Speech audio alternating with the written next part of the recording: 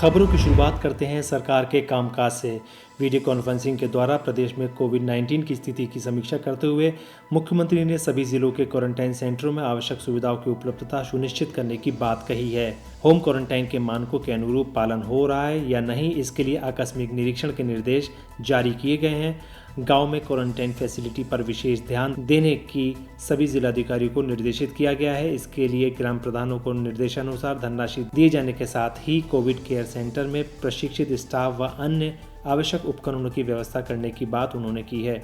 सूबे के मुखिया त्रिवेंद्र सिंह रावत ने ऐसे हालातों में मृतकों के आश्रितों को 1 लाख रुपए की सहायता राशि दिए जाने का ऐलान भी किया है। इसके साथ ही प्रदेश की सुरक्षा के मद्देनजर मुख्यमंत्री ने कंटेनमेंट जोन में गाइडलाइन का कड़ाई से पालन किए जाने के निर्देश प्रशासन को दिए हैं। इस दौरान सचिव अमित नेगी ने कहा कि कोविड-19 के लिए कुल 686 करोड़ रुपए का बजट उपलब्ध कराया जा चुका है। इसमें एनएचएम को 160 करोड़ रुपए, चिकित्सा शिक्षा को 150 करोड़ रुपए, एसडीआरएफ से स्वास्थ्य को 16 करोड़ रुपए, जिला प्लान में 150 करोड़ रुपए, डीएम फंड में 70 करोड़ रुपए, सीएम राहत कोष से 50 करोड़ रुपए और एसडीआरएफ से जिलाधिकारियों को 90 करोड़ रुपए उपलब्ध कराए गए हैं। सचिव की माने तो बजट की कोई कमी नहीं है।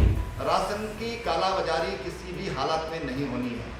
कितना बड़ा आदमी कोई सिफारिश करता है, किसी की सिफारिश सुनने की जरूरत नहीं है। कोई भी सिफारिश करे तो मैं आपको निर्देशित कर रहा हूं कि किसी की भी सिफारिश सुनने की जरूरत नहीं है। राशन की कालाबाजारी की घटना हमारे सामने नहीं आनी चाहिए और कहीं से हमारे कान में आती है तो ये खबर आनी चाहिए कि उसको अंदर कर दिया गया है, उस पर कार्रवाई हो चुकी है। और इसलिए हर व्यक्ति तक, हर आवश्यक व्यक्ति को जिसकी आवश्यकता है उस तक राशन पहुंचना चाहिए। भारत सरकार ने व्यवस्था की है तो उसका हम लोगों ने विशेष रूप से ध्यान रखना है कि कोई इस तरह की घटनाएं न हो। खबर कोरोना के ढाई चाल की।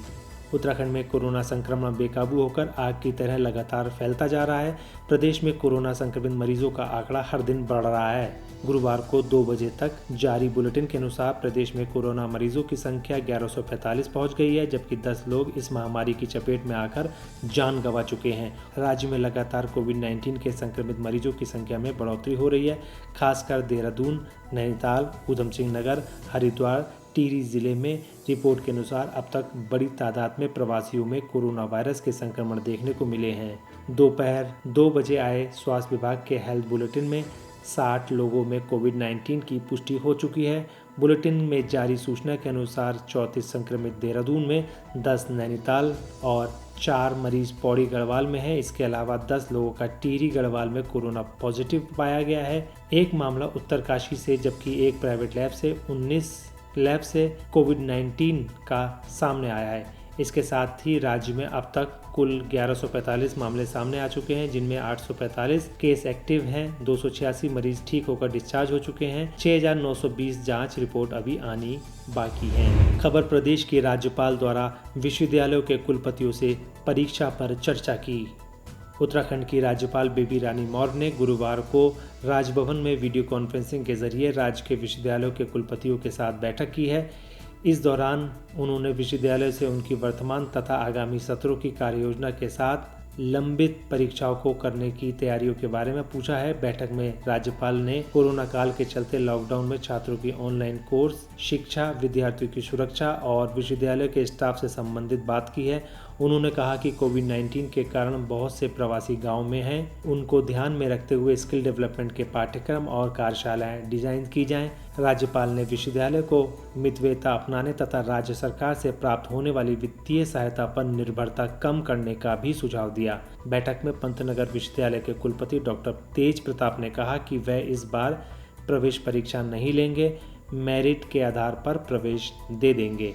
तकनीकी विश्वविद्यालय के कुलपति डॉक्टर NS चौधरी ने चतुर्थ वर्ष के इंजीनियरिंग की परीक्षा 25 जुलाई के आसपास कराने की तैयारियों के बारे में बात की है। कुमाऊं विश्वविद्यालय के कुलपति डॉक्टर NK जोशी ने कहा कि प्रतियोगी परीक्षाओं की तैयारियों के लिए एक सेल बना रहे हैं, जहां सीनियर स्टूडेंट जूनियर कक्षाओं की सहायता करेंगे। उन्होंने अगस्त माह से पहले परीक्षा आयोजित करने में असमर्थता व्यक्त की है। श्रीदेव सुमन विश्वविद्यालय के कुलपति PP ध्यानी ने जुलाई माह के अंत तक परीक्षाओं को आयोजित करने की जानकारी दी है।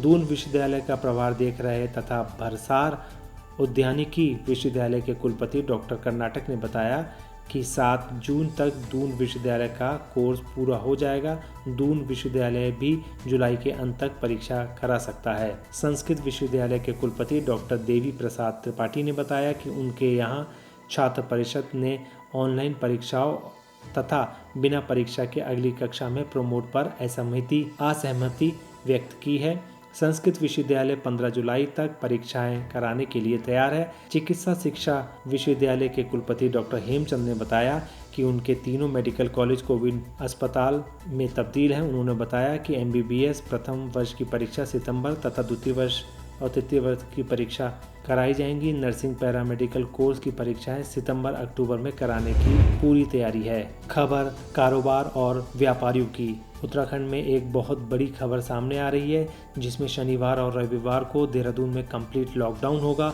और सैनिटाइजेशन का काम करवाया जाएगा। इसके साथ ही देहरादून की निरंजनपुर मंडी को बंद किया जाएगा। निरंजनपुर सब्जी मंडी की जगह वैकल्पिक व्यवस्था की तैयारियां हो रही हैं। न्यूज़ एजेंसी ANI के मुताबिक उत्तराखंड के CM त्रिवेंद्र सिंह रावत ने ये बात बताई है। व्यापारी और ग्राहकों को कोई परेशानी ना हो, इसलिए पूरे देहरादून में सैनिटाइजेशन का काम होगा, जिससे कोई व्यक्ति संक्रमित ना हो। CM ने अपील की है कि शनिवार और रविवार को अपने घरों में रहें लोग और अपने शहर को कोरोना संक्रमण से मुक्ति दिलाने के लिए सैनिटाइजेशन के काम में सहयोग देते रहें। खबर जनता जनार्दन की।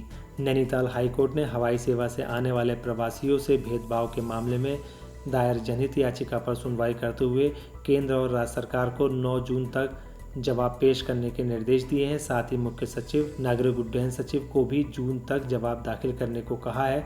मुख्य न्यायाधीश रमेश रंगनाथन और न्यायमूर्ति RC खुलवे की खंडपीठ के समक्ष मामले की सुनवाई हुई है। मामले के अनुसार उमेश कुमार ने हाईकोर्ट में जनहित याचिका दायर कर कहा था कि हवाई जहाज से आने वाले प्रवासियों के साथ भेदभाव किया जा रहा है।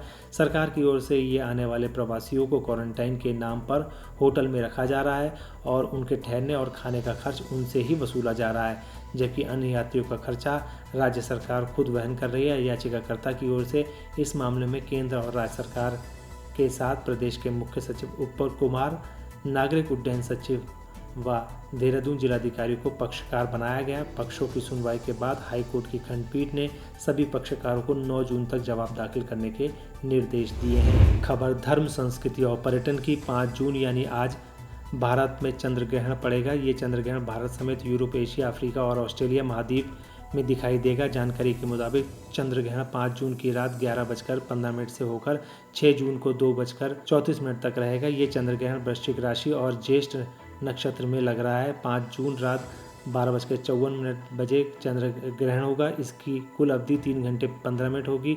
बता दें कि जल्द ही 3 ग्रहण देखने को मिलेंगे। इनमें एक ग्रहण 5 जून को, साथ ही 2009 के बाद का सबसे बड़ा सूर्य ग्रहण भी 21 जून को देखने को मिलेगा। इसके बाद 5 जुलाई को फिर से चंद्र ग्रहण दिखाई देगा। दोस्तों, हमारा यह वीडियो आपको कैसा लगा आप हमें कमेंट बॉक्स में ज़रूर बताइएगा। अगर आप इसको YouTube पर देख रहे हैं तो हमारे चैनल को सब्सक्राइब करिए। अगर आप Facebook पर देख रहे हैं तो हमारे चैनल को लाइक करिए और हमारे पेज को फॉलो करें। नमस्कार।